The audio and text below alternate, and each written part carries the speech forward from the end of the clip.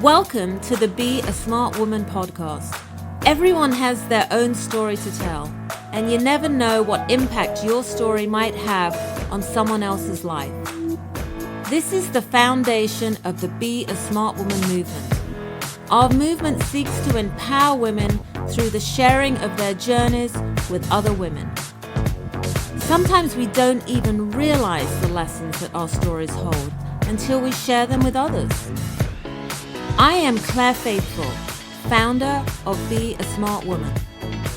And it is my hope and dream that this podcast will illuminate personal lessons for you, the way listening to other women's stories has inspired me for years. We are so glad you are here. Let's enjoy this journey together.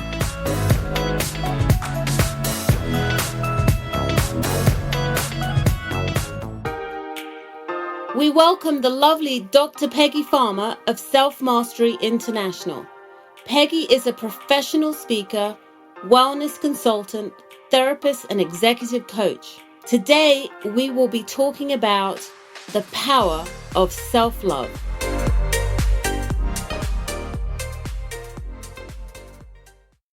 Well, hi everyone. We are now going to welcome our beautiful, lovely Dr. Peggy Farmer. How are you today? Thank you so much for coming on the show.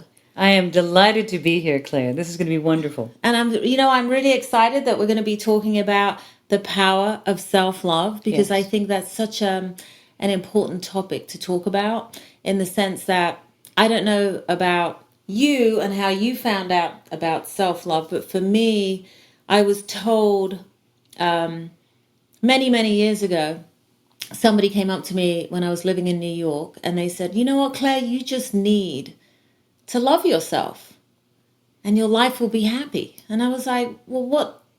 I was like, oh, okay. I thought I loved myself. And I went, well, maybe I don't love myself. And I went, well, I don't like my toes, and I don't like this about my body. I don't like that about my body. I wish my hair was thicker. You know how we all are as women. But anyway, then I thought, well, maybe I don't love myself. And then I thought, well, what is this loving yourself? What does that mean? So I've kind of been in a discovery of self-love myself for probably the last 25 years. And I'm so excited to talk with you and share your wisdom and knowledge about this topic, because I think so many people will love to hear about the concept of self-love.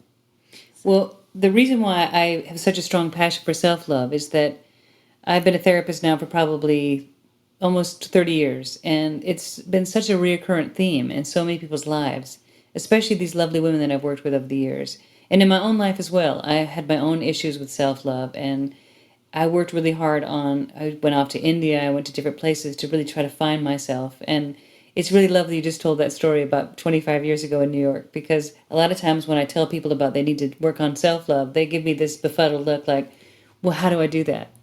And what's wonderful is that as you start to deepen your understanding of self-love, you deepen your level of self-respect. They're inextricably linked. And so it's about really going deeper and saying, well, what thoughts am I thinking that's preventing me from loving myself?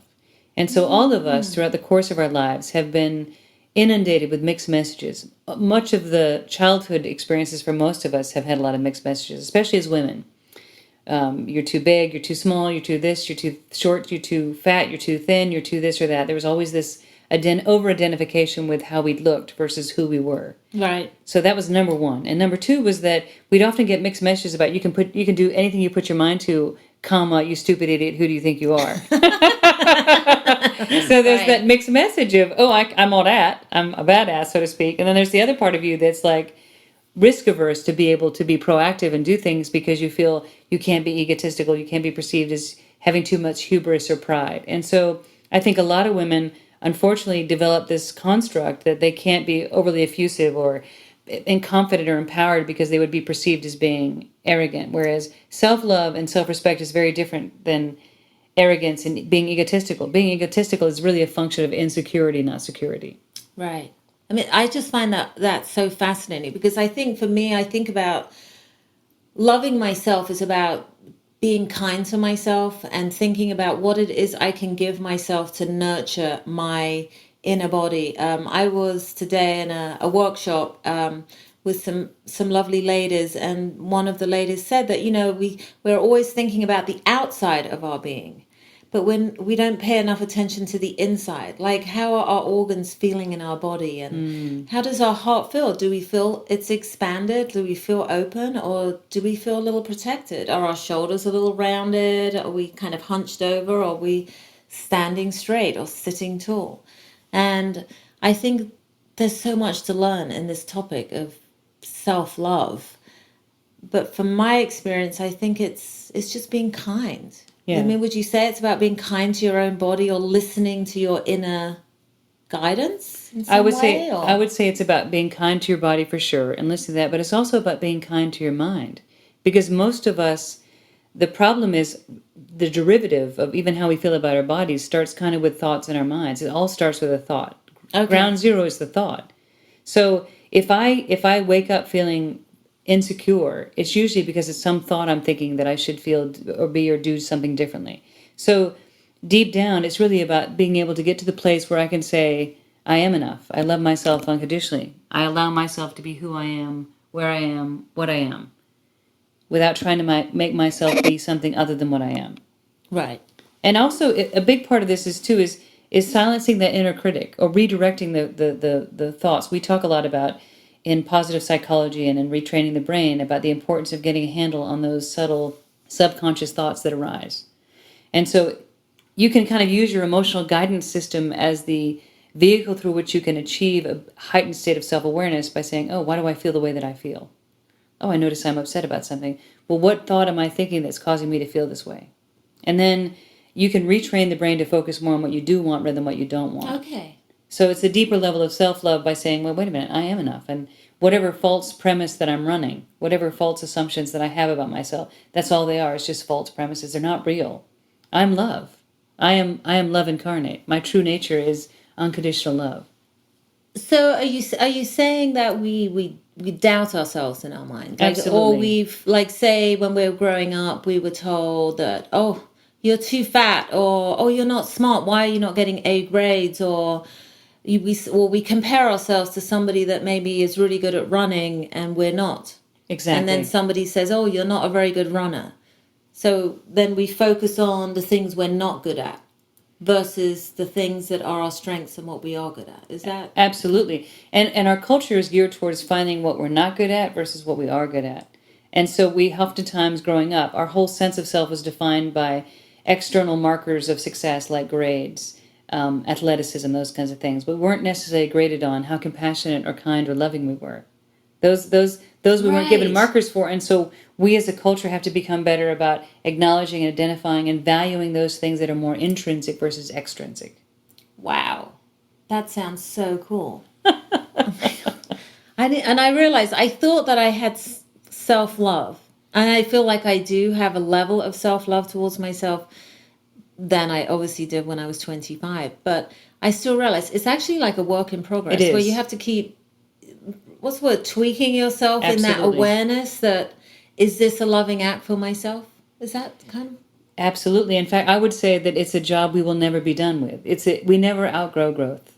I always say that we never outgrow growth because I believe that every single day is a stepping stone towards a higher level of self-love, self-acceptance, because that becomes the foundation through which we can love other people. You can't give what you don't have. If you have self-loathing going on, if you don't love yourself, if you find yourself very critical of self, you will project that psychologically out on other people. That's what projection's all about. We have a tendency to project whatever unhealed stuff is going on inside of us onto other people.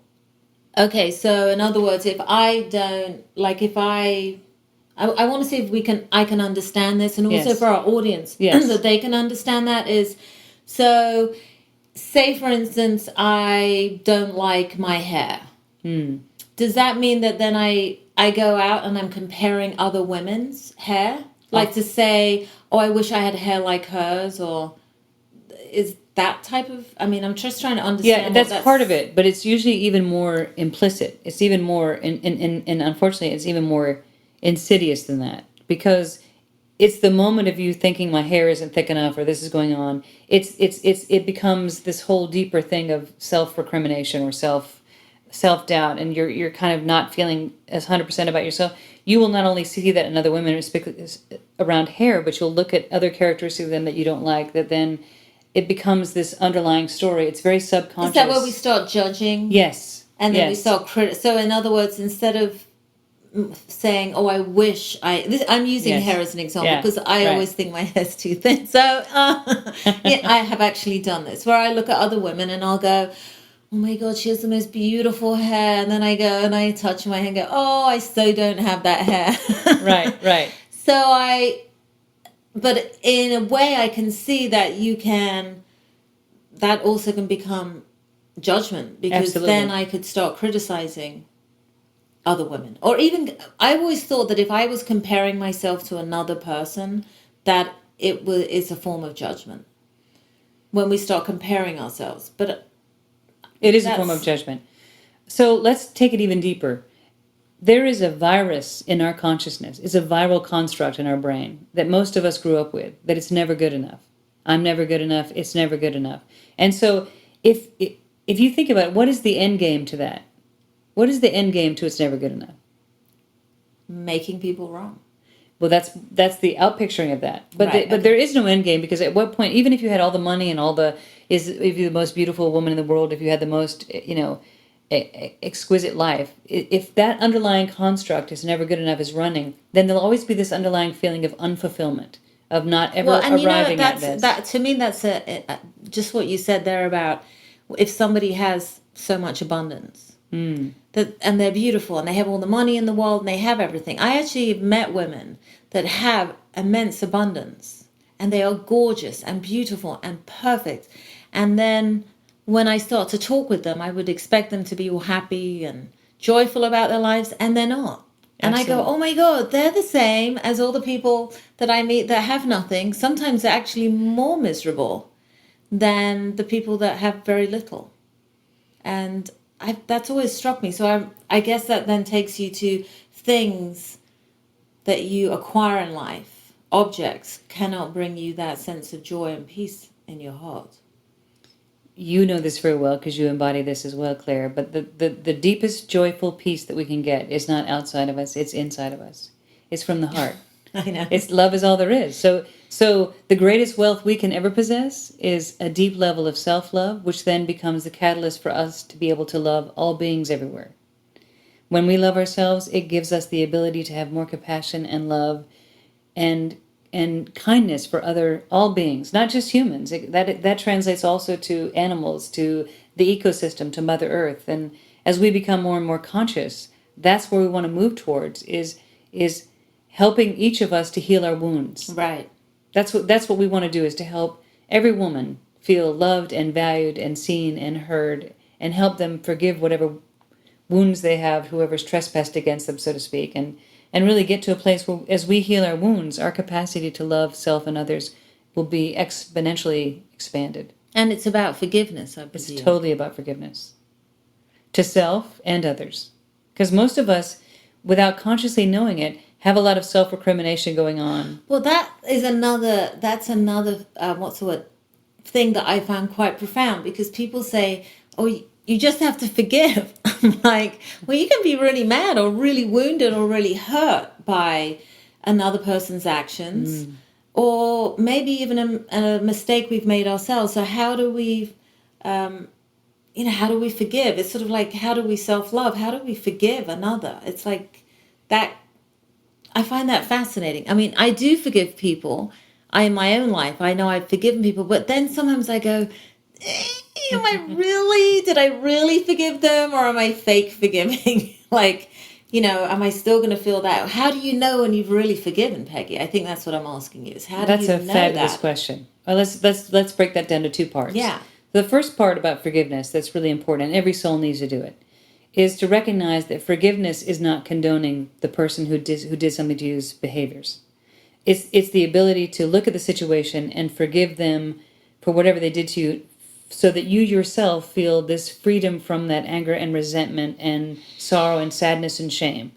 Most of the women that I've worked with, including myself, have had some sexual molestation or some sexual abuse or rape or whatever. And so that's a harder subject to try to just say, oh, I'm just going to forgive this person. But the truth is, forgiveness isn't about that other person. It's about you. It's about you being able to clear your conscious mind from that trauma by being able to say, I allow myself to release this person from my mind so that it's not keeping rent-free space in my mind, so to speak, that I'm forgiving them because I realize that the past doesn't define who I am in the present, that I want to let go of the past and not live in the energy of the old stories. And I can forgive, and I'm not condoning what somebody did to me that was particularly malevolent or bad or negative, but I am reframing that experience, that it is, this at least from my own perspective, I like to take everything that's ever happened to me and reframe it as compost, fertilizer, stepping stones to my growth, so that I am growing a garden of love and compassion and not staying stuck in an old field that's gone fallow because the nutrients are gone, so to speak. Okay. Because love in and of itself is a powerful nutrient. Right, and I believe that. I've always felt that sense of when I'm able to forgive myself for a mistake I've made or forgive another for something that they may have done intentionally or unintentionally. Because I think mostly when we do things to another to offend them or hurt them, I think in most cases it's unintentional. I agree. And it's just through our own personality or our own way of being. And then there's obviously the things that people do which are intentional to hurt somebody. But I was like wondering how you really know when you can just truly forgive. I mean, from what I'm hearing you say, it's like you have to understand it and you have compassion. Yes. And in that compassion and that understanding that maybe we could all do the same thing to another. So what we are upset with one person, we could end up doing that to another person, not even intentionally. And oftentimes that's exactly how it even plays without out. completely knowing. Right. That Yes. we've even done it. So we're all mirrors for each other. Absolutely. We're all mirrors for each other because we're all one ultimately. And I can tell you this from 30 years of doing a lot of therapy with a lot of people. Most people who do very unpleasant things to somebody else have been wounded themselves. Most sexual predators have been themselves predated upon. Right. Most people who do hurtful things have lots of wounds. That's why it's so important we help each other heal our wounds, because then we can heal the planet.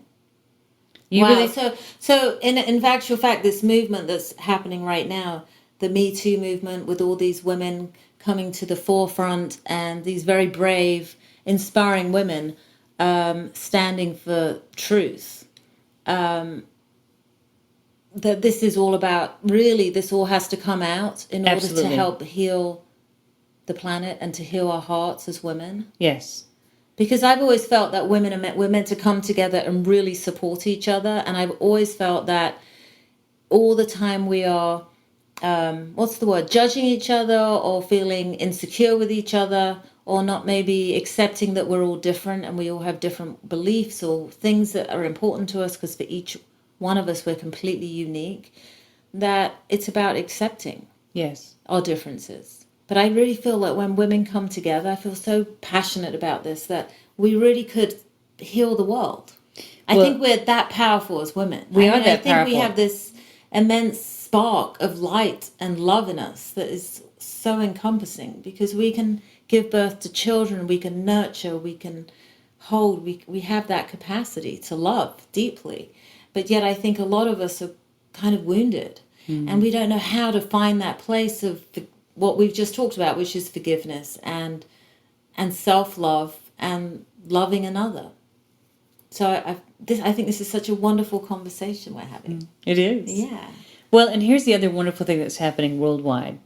It's now time for the return of the divine feminine. And so we are on this precipice of, I think, a global transformation right now. So the Me2 movement, Time's Up movement, all of these things are coming to the forefront to be addressed. You have to address the shadow and the light. Right. And so we have to look at where we have caused suffering to self or others, and then begin to have a dialogue about how to change that. And one of the tools that's very helpful is mindfulness, loving kindness and mindfulness meditations, and being able to take whoever you're struggling with and just send them love in your mind, like loving compassion, and especially self. Again, everything starts with a self. So how many people do you know sit around and have compassion for themselves when they make a mistake? Not many. Not many, exactly. No, So, I think and our the culture first thing teaches is us to be self-recriminating. we criticize Absolutely. ourselves. Why did we do that? Right. That was so stupid of us. And we call Right. ourselves all these names, even though it might be in our minds, so no one actually is hearing what we're Right. saying. Although sometimes when I do it, I actually say it out loud. But anyway, so what you're saying is like it's like about changing that dialogue in our, and Absolutely. like allowing ourselves to be not perfect. There's no such thing as perfection. It's a man-made construct, and it's different in every culture. What is perfect to a Yanomami tribe member in the jungles of Brazil is different than what is perfect to somebody, say, in Asheville, North Carolina, or to, say, somewhere in Europe. Every definition of perfection is completely subjective. So I prefer the word excellence, not perfection, because most people struggle with perfectionism, and they feel, again, going back to that core thought of it's never good enough. So if we can transcend even the construct of perfectionism and replace it with, I choose to every day be the greatest, grandest version of myself. I choose every day to be the greatest, grandest version of myself. And on some days when I'm not feeling 100%, that's going to look a little different than on days when I have a lot of energy and I've had a good night's sleep. And so self-love and self-compassion, this is the power of self-love. If I can take every day and allow myself to be human, to be in this process of growth and evolution, we're all under construction. We're all growing and evolving. And so who we were 25 years ago is very different than who we are now. And we evolve and grow. And so for mothers out there who have young kids or adolescents, we don't fully upload social empathy and compassion fully in our brains until about 28 years of age. So those of you who have you have your beautiful daughter Laura who's 24, you've noticed that as children get older, they become more and more cognizant of their own emotional awareness of self and emotional awareness of others. And so we are constantly evolving and growing and expanding to become more kind and compassionate and loving. That's the plan anyway. Right. And if we can every day notice how we talk to ourselves. So this is the other big important thing about the power of self-love. I need to be cognizant of the thoughts that I'm thinking, and most of us don't. We drive to somewhere and we arrive at a place and don't know how we even got there. We're like on autopilot. So we have about 80,000 thoughts a day, and most of us are not conscious of even 10% of them. And so this is also a call to conscious living. It's a call to becoming more cognizant of why I feel the way that I feel. What thoughts am I thinking? So our quest is to move from negative self-talk to positive self-talk. And that is, again, the bigger function of self-love is I love myself enough that I want to be kind and gentle to myself. Would I talk to my child that way? Would I talk to my beloved that way? We're much harder on ourselves than anybody else. So if we can change that inner dialogue, if we can become more conscious of why do I feel the way that I feel. Let's say we wake up and we're in a bad mood. Those don't happen in a vacuum. Your quest then is to say, well, why do I feel the way that I feel? What thought am I thinking that's causing me to feel out of alignment? And then once you assess what that is, maybe it's a fear of public speaking, you've got to do a talk that day. And so you go back inside of yourself and say, well, I am enough. And I love myself unconditionally. And I'm going to do the best job I can do, whatever that is, in any given moment. And that is enough, because I am enough. I love that. I am enough. That is a powerful mantra to say all the time. It's the antidote to the underlying viral construct of it's never good enough. It's the opposite. It's the opposite. It's affirming all the time, I am enough. I love that. Everyone, we have to start saying, I am enough. It's a movement. Yes, it is a movement. I am enough. Yes. I love that. Because when you come from that place, you don't have to prove yourself worthy to anybody about anything, because that's externalizing your locus of control. Most of us struggle because we feel like we need other people's approval. I feel that. I think in my own life, I noticed on my journey of life where so many times I've just gone, oh, Claire, you're not good enough. Why are you so slow? That's one of my things. You're so slow, Claire. It takes you so long to do anything. But the truth is, everything has, if I really take a look at that comment is of no use to me, really. I'm just putting myself down by saying that, and it actually stops me from moving forward, because then it kind of freezes me with I'm not good enough. So I am saying I'm not good enough. You're affirming the self-saboteur. Instead of saying, look at what you have achieved. Right. In your life. Look at the journey you've gone on, Claire, and look at all the things you've learned. Whether they're mistakes I've made, and then I've learned a great lesson, so then I know not to repeat that again in my life. I think you're right. It's like we are enough.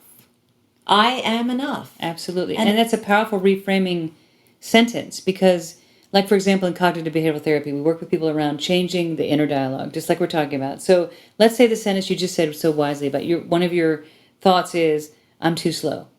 So a reframing statement might be, I choose to go with the flow of life. What inspires me about you is you're in the flow. You're in divine flow. You like to flow with things. So you're not pressured to feel like you have to achieve something by somebody else's quota. You have to, your reframing is, this is my speed and I'm comfortable with this speed. No, and this is who I am.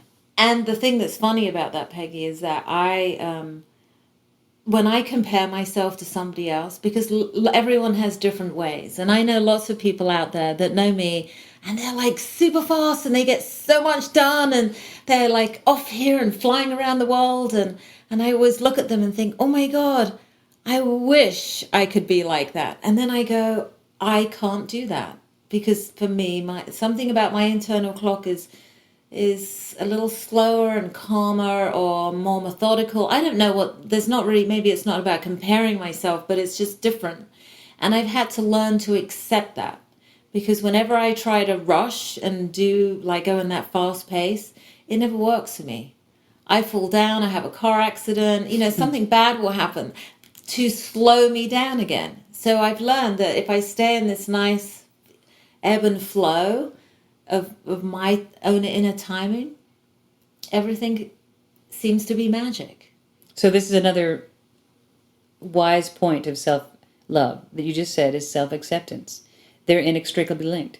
You can't have self-love without self-acceptance. You have to accept who you are. We're not here to compete with anybody. We're, as women, much more powerful when we collaborate and come together as a soulful sisterhood of light. Right. And so each of us have our own unique strengths and talents and abilities. And our quest for each of us is to play to our strengths and manage our vulnerabilities. It's not to over-ruminate about what we're not good at, but to play to our strengths and become aware of their areas that are under construction. Notice the wording. It's not I'm not good at this. It's just areas under construction. I like that. Which also tells the psyche, it gives the brain, instead of getting an F or you don't do something well, it's like, oh, it's just not yet. We're not there yet. We may not have competency in this area, but we're still learning. And so you never outgrow growth. That's why it's really important. We always have a growth mindset versus a fixed mindset. We want to always be in the energy of evolving and expanding and stretching and growing. And we may not be super competent at quantum physics, but we might be really good at, gardening or doing something else. So each of us have our own strengths and specialities, and it's important we naturally play to our strengths, because then life feels more effortless when we're in our wheelhouse. But when we try to be something other than what we are, it creates a lot of internal discord. It creates what we call cognitive dissonance, because you literally are trying to be something other than what you are. So, in other words, a part of self-love or loving yourself is about honoring the gifts within inside of yourself, like honoring your uniqueness. Absolutely. That's exactly perfect. That's what self-love predicates, your ability to say to yourself, I am enough. I am who I am, and who I am is perfect. Who I am is unique and beautiful, and this is my gift to the planet. And we're all like pieces of a puzzle or a large mosaic, and each of us have our own unique part to play. And no one is exactly the same as the other. I know it sounds slightly overused, but it is true about the snowflakes, that there are no two snowflakes that are exactly alike. Each of us are this wonderful, unique creation, a spark of the divine, that we have a unique mission to perform that nobody else can. So there's no need for competition, because nobody can do exactly what you're doing, Claire. Nobody can do exactly what I'm doing. We're all here on this beautiful journey to become the love that we are. If there's one thing I would say to all our listeners, that would be the most profound thing I could say, is that the greatest gift we can give humanity is to love ourselves unconditionally. Because from that place of self-love, everything else in your life will start to change. Wow. I love that. Oh my God, Peggy, this is such what a wonderful interview.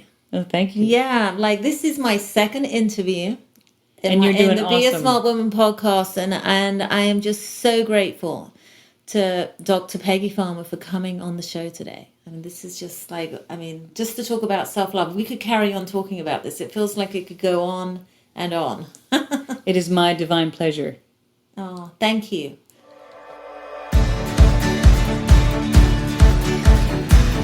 Thank you so much, Dr. Peggy Farmer, for coming on the Be a Smart Woman show. We are so grateful to you for sharing your wisdom with us all today. If you would like to find out more about Dr. Peggy Farmer, you can check out her website www.selfmasteryintl.com. You can purchase her book, Exploratory Surgery of the Soul, A Journey to Self-Mastery, and her meditation CDs, Letting Go, on her website or Amazon.com. To schedule a private coaching session or speaking engagement, email Dr. Peggy Farmer at drpeggyfarmer@gmail.com.